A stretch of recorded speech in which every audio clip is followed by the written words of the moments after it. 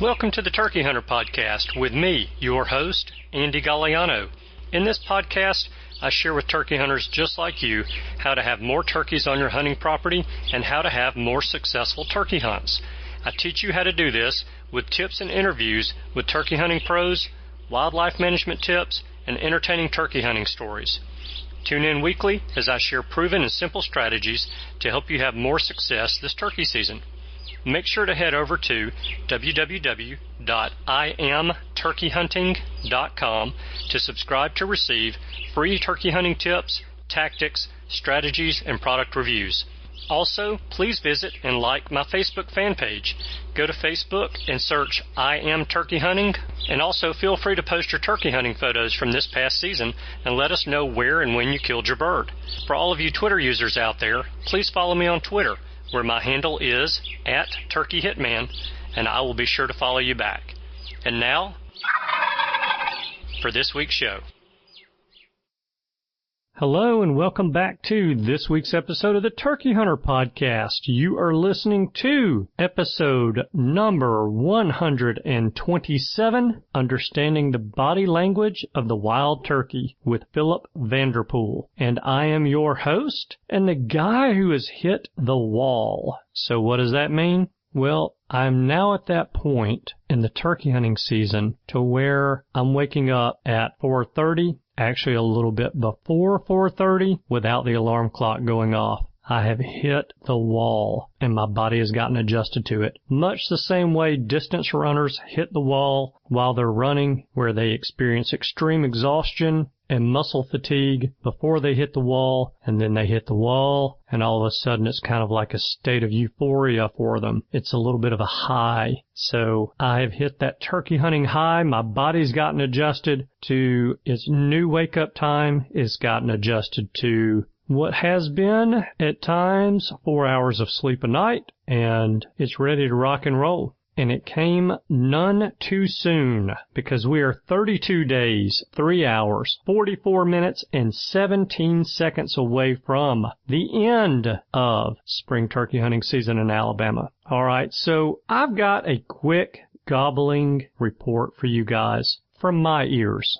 This is what I'm experiencing right now. We've got kind of a messed up spring going on here in Alabama. What I'm seeing is we've got some birds who kind of act like it's late spring. They've got no hens, and they're gobbling pretty good. We've got some birds who are still henned up with 8 and 10 hens. We've got some birds who have hens early in the morning. They'll gobble a few times on the roost, fly down, get quiet, and then they'll start gobbling mid-morning after they lose those hens. So we really kind of seem to have all phases of the breeding cycle going on right now. I think a lot of that probably has to do with the turkey population in the areas that I'm hunting. In those areas that have lots of turkeys, those turkeys still seem to be relatively henned up. In the areas that don't have lots of turkeys, those turkeys might have 1 or 2 hens with them early in the morning. They'll gobble a few times on the roost, fly down, get quiet, and then start gobbling again, or they have no hens with them, and they fly down and they're gobbling, trying to call in a hen. So I'm seeing things kind of all over the place here. If you're hunting already, I'd like to hear from you, and I would like to know what the birds are doing in your area. So email me, andy@iamturkeyhunting.com, and let me know where the birds are in the breeding cycle in your area, what a little quick gobbling report is, and I'll read some of these on upcoming shows. All right.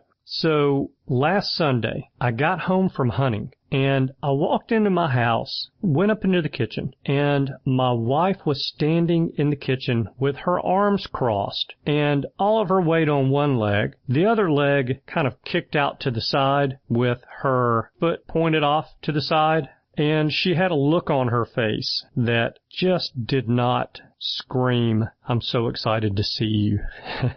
My wife didn't have to say a word to me. I knew something was wrong, and I just assumed it was me. Of course, it wasn't me because I never do anything wrong, and it turns out she was just playing around with me. She didn't have to say anything for me to know that something was wrong. Reading her body language and most other people's body language is relatively simple. Not just for me, but for everyone. We've been doing it our whole lives, and those unspoken words can often tell others a lot about our mood and our thoughts as well. Well, wild turkeys and pretty much all other animals also have a way of communicating with each other about their moods and their thoughts without vocalizing. Understanding the body language of animals that we hunt can tell us what our next action needs to be and how quickly we need to take that action. All right, so it's time for me to step into the circle of trust here.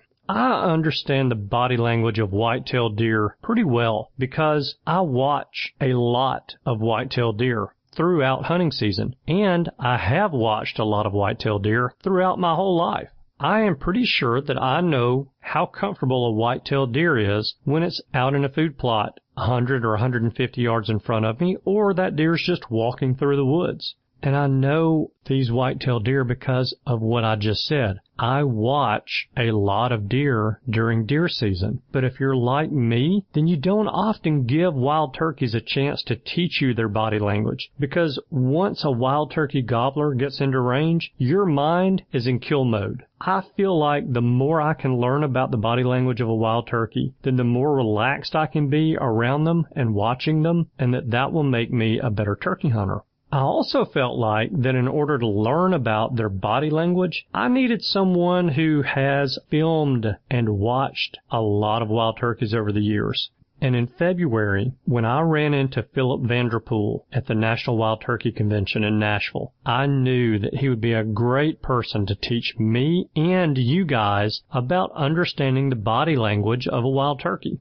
Now, because I already know what Phillip is going to teach us since I interviewed him, I'm going to shut up, play the interview, and let you know what I now know. Here's Phillip Vanderpool sharing his knowledge of the body language of the wild turkey, and I will see you guys on the other side.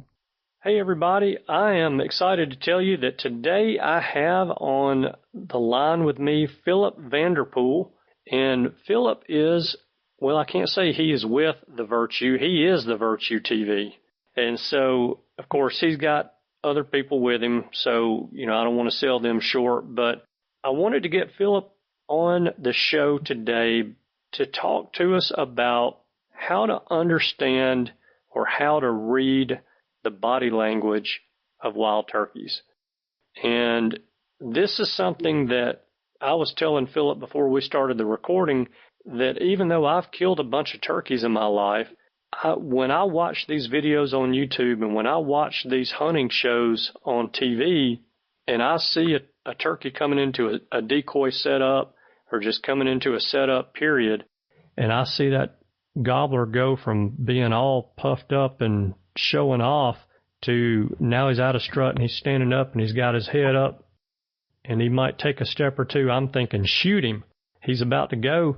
And then all of a sudden, he'll just puff back up and go into strut. So I don't even know how to read the body language of a wild turkey very well. So I'm going to get as much out of this as you guys are. And I feel like Phillip's a great person to go over this with us because he has a TV show that they do a lot of turkey hunting on. And so he gets to see this happen not only live and in person, but also they get to watch it back.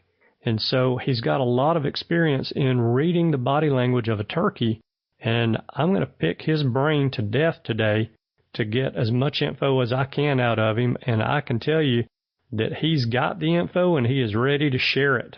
Phillip, how are you and where are you today? Well, first of all, I'm doing fine. Thanks for asking. And I tell you, I'm just now leaving Warsaw, Missouri. I just drove from Florida last night, got to my place in Arkansas got in bed about 6:15, got up about 8:15, got about 2 hours sleep. Wow. Repacked, regrouped, picking up Clint up here. He's regrouping. That's where he lives here in Warsaw, Missouri. And we are headed to Nebraska for the opener archery season. And I don't know, we're going to be pretty late setting blinds up tonight. I'm afraid probably be after midnight. Yeah. Well, it can be tough, but it's been a good season so far. I've been blessed so far. You know, we've been to Florida and Alabama and had awesome success in both states. That's fantastic. Yeah, you know, those of us sitting at home, when we watch these turkey hunting shows, we think, boy, I sure would love to do that for a living. That would just be great. But we don't see all the behind the scenes stuff and what it takes to get there, and, you know, make sure that you give yourself the best opportunity for success that you can possibly do, and still keeping the camera in mind and your hunter that you're taking with you, if you're taking one, in mind. And it's a tough go. You have a lot of days where you do just what you did this morning, 2 hours of sleep, and you're back at it and moving again. And I do this for 3 months. You know, we started March 8th and have been, and we'll go till through May 31st. So, you know, pretty much about a 3-month tour across the United States doing it. I do 10 episodes with the Virtue, but I'd be lying to you to tell you I don't love what I do. Oh, I'm sure. Because, you know, find a job that you love to do and you'll never have to work a day in your life.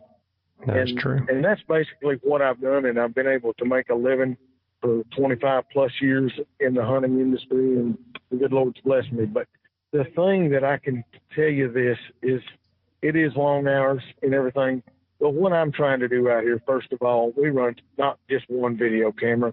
We run several. Or when I video hunts, I run several cameras because I try to keep it live, and I try to get, like you're talking about, watching the turkeys, understanding the body language, both audio and video. I pick up a lot of audio even, and I can give a lot of folks tips and stuff, easy way to video their hunts, and they never even thought about it. But, you know, it's something I can do to help out. I've been, like I say, I've been doing it a long time, and was with Hunter Specialties for almost 16 years, but understanding turkeys, and let me just say this, I've been around them a lot, that if you ever get turkeys figured out, please let me know.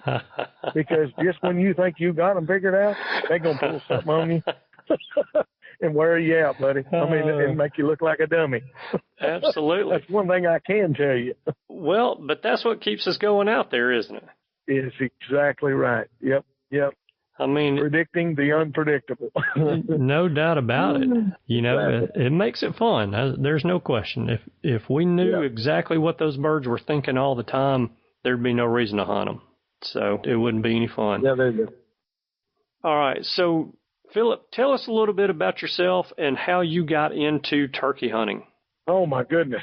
I'll tell you a little bit about myself. You know, born and raised there in the Ozark Mountains there, in northwest Arkansas, and really, I guess, north central, just about 30, 40 miles south of Branson, Missouri. And that's really where I started my turkey hunting, in the Ozarks there at a young age.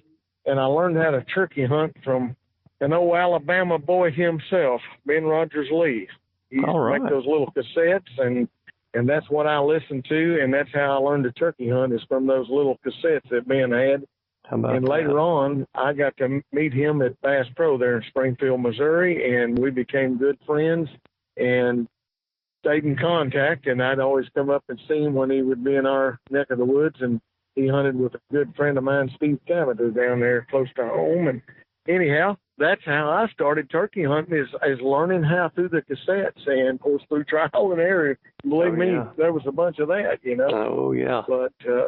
But being an avid hunter at a young age, you know, I mean, deer hunting and stuff, and squirrel hunting and coon hunting and everything else, turkey hunting it came to me pretty easy, and there wasn't a lot of people that turkey hunted when I first got into it. And so, I mean, I had a lot of success.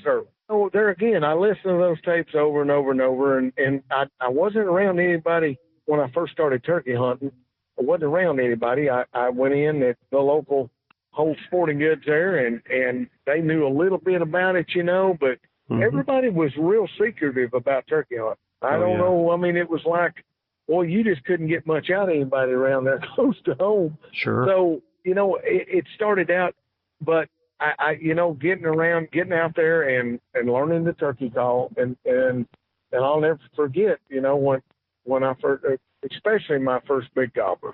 I mean, I used the Ben Lee calls, obviously. That was what I was using. Use his little tone trough and his mouth calls, and then I used the Lynch box call. You know, there's the old double-sided and then had the foolproof box stall and stuff. And that's what I started out with, and just playing with those a little bit, and got lucky right off the bat my first year and shot my first long bid. It was quite an experience. Yeah. Now my first turkey obviously was a Jake, and didn't do a whole lot. I actually called the whole flock in. The hens, it seemed like the turkeys were very vocal, and I was on public land. I mean, I had to do all this on public land, but that's basically how I got started, and I just stayed with it. But now everything is out there. I mean, it's so much easier for somebody to get into turkey hunting now than it was back when I did it. Right. Obviously, we didn't have decoys. We didn't have all the modern technology that we've got now. Mm-hmm. And, I mean, honestly, it's came a long way, and so has the turkey call. But the turkeys have evolved, and, as we have, I think, on the educational part. I can remember you took a feather flex decoy and set one out, and I'm telling you, it was unbelievable. I've got some old footage on VHS tapes that's just mind-boggling, where I'm actually walking up because I had to get to work, and I would play with these turkeys and everything. I'd call them up, and that's how I learned. I mean, obviously, everybody gets upset because you're calling turkeys in before season, but I was doing some of that just because I was trying to get myself educated to find out what was working, what wasn't. Right. When that feather flex decoy come out, that changed the whole ball game. I've got footage walking up with the video camera in my hand and walking up, and the turkey almost let me get right up to them. They were so wound up, and they'd been there for 30, 40 minutes on the decoy. And me walking up there, and this is, like I say, out in the middle of nowhere on public land. It was crazy. Right, yeah. That wouldn't happen today, would it? No, sir. No, sir. It's. I say the turkeys have, I don't know why and how, but they have evolved with us. And they absolutely have. Process. Yep. Otherwise, they wouldn't be here. So it's a good thing they did evolve. That's right. That's exactly right. In the intro, like I said, you get to watch a lot of turkeys, and a lot of that has to do with what you told me when we were talking the first time on the phone, and that is, if we don't have the footage we want, we don't shoot. And so that tells me that there's a lot of watching going on and a lot of reading turkeys. And you're exactly right. Yeah. You learn to read their body language. Yeah. And as I was saying in the intro to the show, that I misread it still. More often than not, when I'm watching these shows, I'll see that gobbler stick his head up, and I'll think, you better shoot him. He's about to run, and he'll puff back up and go back into strut. So, I'm wanting to learn a little bit about this too. But something that I have picked up on over the years is what I think is the easiest, or one of the easiest things for us to be able to read on a gobbler, and that is the color of his head, neck, and waddles. So can we talk a little bit about that first and talk about what those different colors that you see on the turkey's waddles and his head and neck mean to you? Sure. when he's coming in? Obviously, the first thing, if he's got that snood pulled in, he's probably looking, and he's more cautious when he's got that snood pulled in. Now, if he's got that relaxed and that's hanging off the side of his bill, you're okay. When he's coming in like that, and then when you're seeing that red, white, blue, and that real red, he's excited. Basically, I mean, it's that time of year, and he's sexually excited as he's coming in. But when you see that head lose that color and it turns white all the way down the neck, that's when he's the most sexually excited. Mm-hmm. When it's almost a solid white with those waddles and stuff as he's coming in. Now, I'll tell you what, probably more than anything in the world, a clue that if the turkey comes in and he's really, he's alert, he's looking, and maybe you've got decoys, maybe you don't have decoys, but in a situation where you're watching him, if you see him fold that wing, tuck one wing and then tuck his wing, that's when probably to be ready. 9 times out of 10, he's going to turn and walk away. Right. Or run off, one of the two. And if he clucks, obviously, or putts, he's something probably is a little out of place. I have sometimes seen gobblers, what we call gobbler putts or clucks, and he's doing that to a hen, and he may still be slightly fanned out, or, you know, his head still be red and that snoot hanging down. The snoot tells me everything, because when he draws that up, he's not in the mood for nothing. He's really cautious, you know, and looking as much as anything. But watch those colors, because when you see that red color, and I'll give you an example. Yesterday, no, not yesterday, day before yesterday in Florida, I'm calling. It's late afternoon. It's hot. We're sitting there. I've got the decoy set up. I've got a kid actually running the big camera, and I'm running about 3, 4. I'm running 4 cameras myself on decoys, everything. But I call. This gobbler never says a word. It's 5:30 in the afternoon. I'm looking. This thing is running right into us. And what he does, I mean, his head is just blood red, white, and blue. I mean, the colors are just beautiful. Right. And he's coming through there. That's the first thing I spotted. And I tell the boy, get ready. Well, he comes running in there. But we've got brush between him and I. We're in a little opening to decoys, but we're in brush there. And that doggone thing, when he pulled up, he stops. He pulls that head back. And I can't tell you whether he's seen me, because I was hunting with a crossbow. Mm-hmm. And I don't know whether he saw me or just didn't like the decoy. But I will say this. A lot of times they don't, especially in the South, they don't like decoys in situations. I don't like to use them in the woods if it's very thick. If they see them all of a sudden, I don't know why, but a lot of times it seems like it'll spook them. As long as you've got it out in the open, the visibility is everything. Let them size it up. I'd lot rather have it in more of an open area if I can.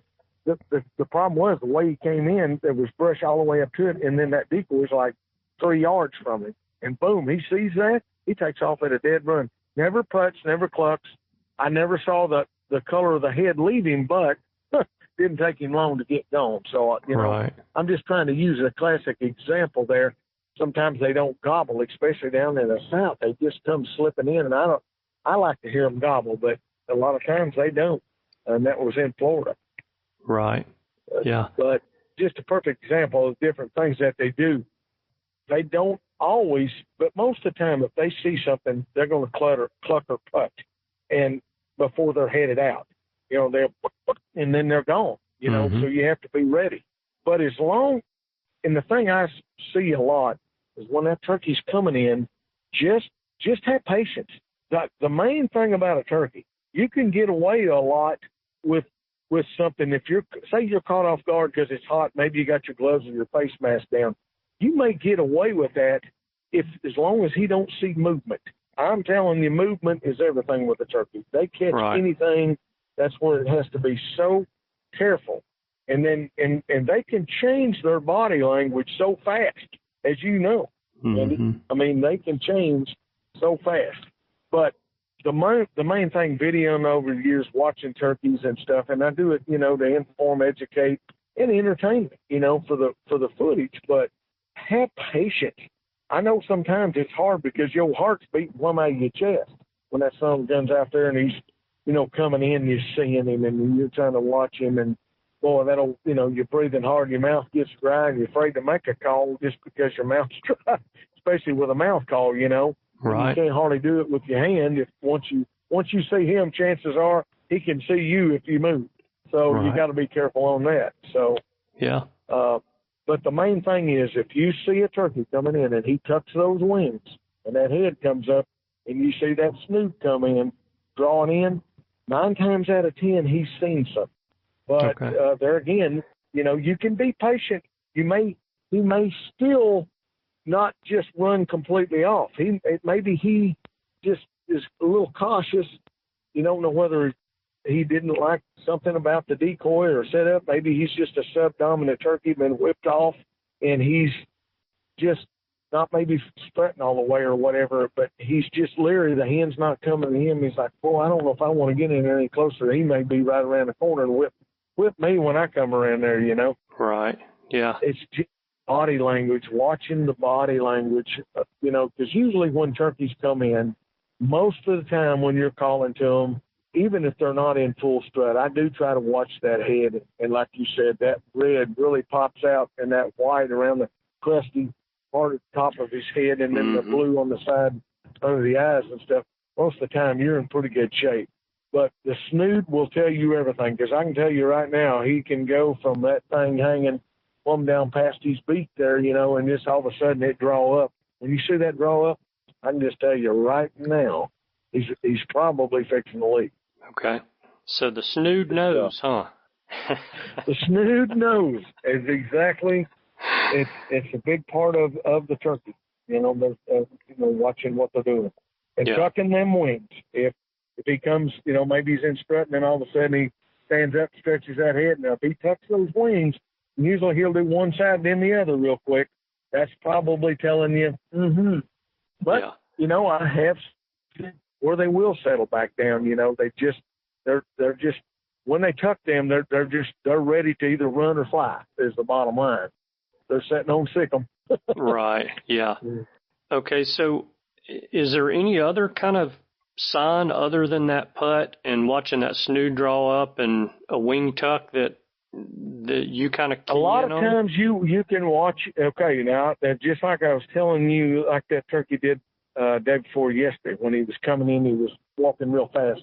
Mm-hmm. If he stop and say you're having a position and you're trying to let him go behind that tree, and then he stops and he pulls that head way back, just be ready, because if he stops and then all of a sudden he pulls that head back in position to take a second look at what he thought he just seen some movement or something didn't look in place, be ready then, because a lot of times that's when he's going to turn face and run.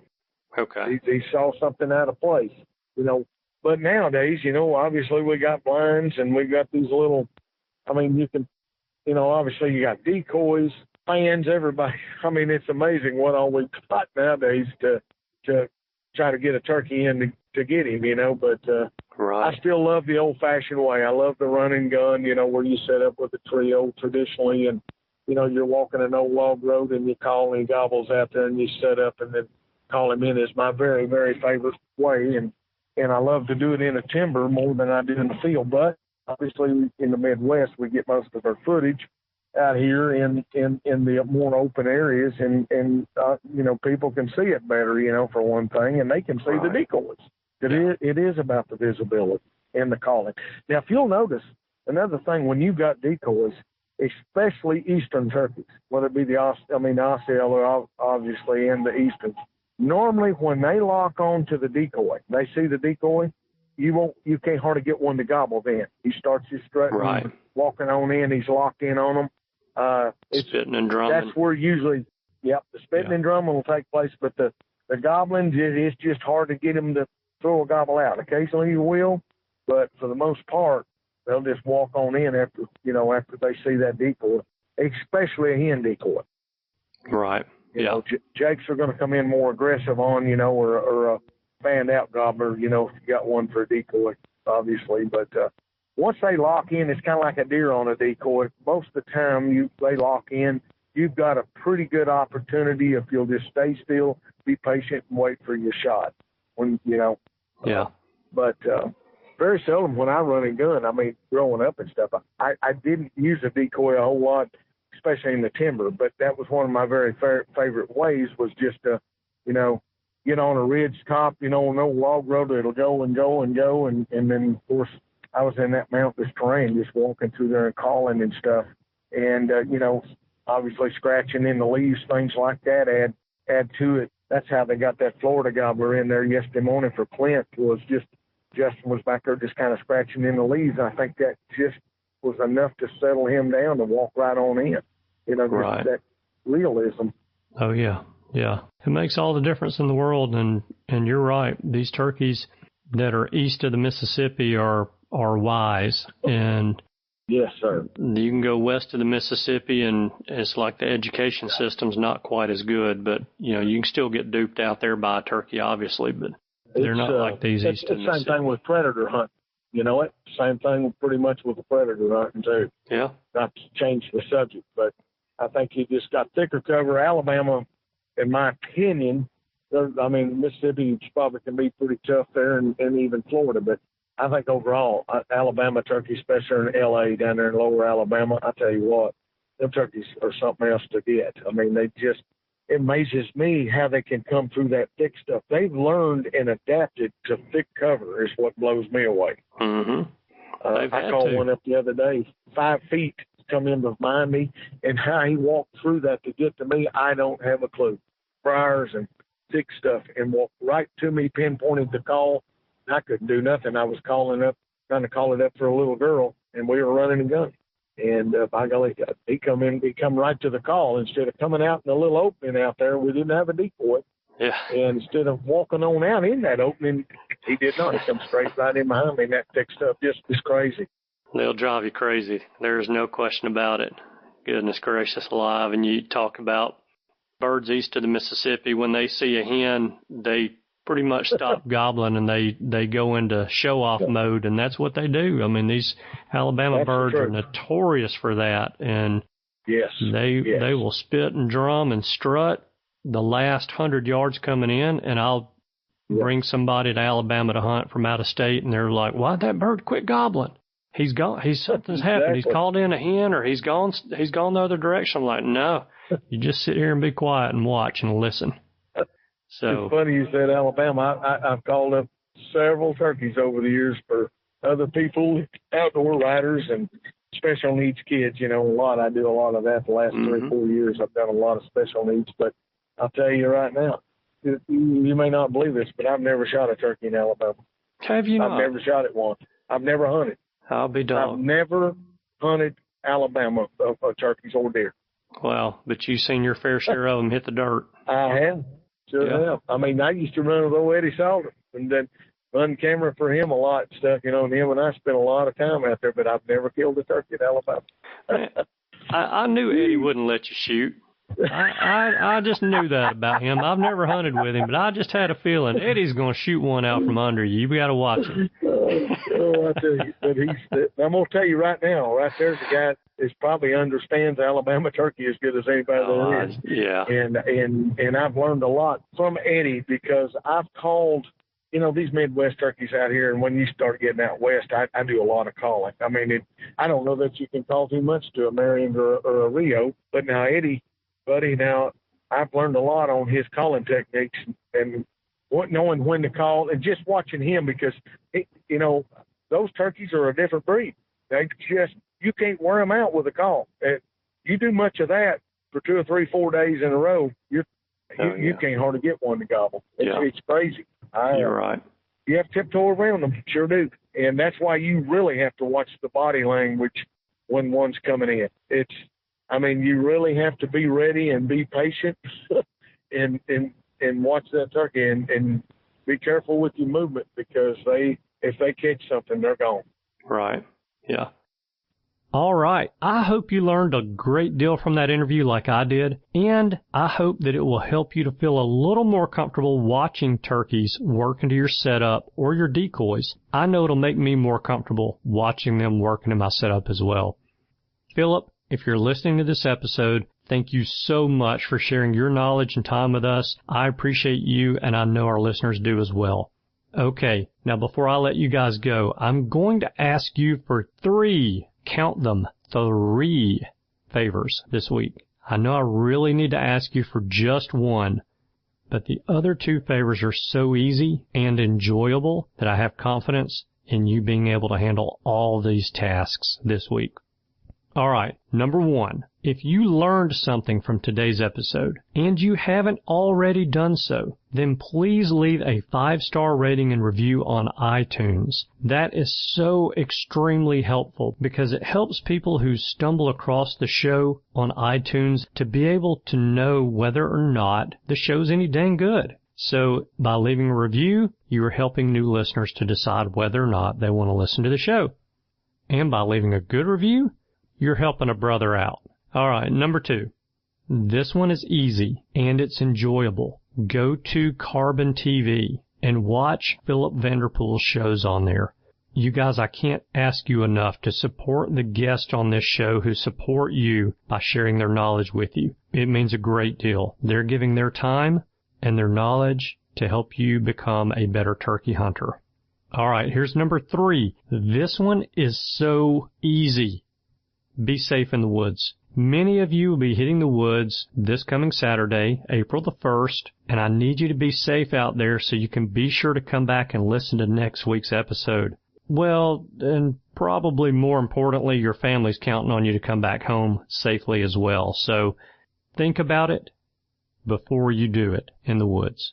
Identify your target before you squeeze the trigger. You can never take a shot back once you squeeze that trigger. Always know what is behind your target before you shoot. I hope you enjoyed the free portion of this episode of the Turkey Hunter Podcast. In order to continue to bring you the best turkey hunting related content available, we've recently moved to a subscription-based show format. So here's how it works. Each week, we will continue to bring you awesome content in a free 15 to 30 minute show. But if you want to hear the full episode for this week's show and every week for the next 52 weeks, then you will want to download the Podbean application to your device and subscribe to the Turkey Hunter Podcast premium content. The cost for the subscription is only $12 a year, basically $1 a month, and $1 from each subscription will be donated to the NWTF to help support the organization that is helping wild turkeys and helping those of us who love to hunt them. Again, the application that you need to download in order to subscribe to the premium content for the Turkey Hunter Podcast is Podbean. That is Podbean, Podbean. That's it. That's all that I have for you guys this week. Thank you so much for tuning in this week. I know that you have choices. I appreciate you spending your time with us. I hope you have a wonderful week, and I look forward to seeing you again next week. Goodbye.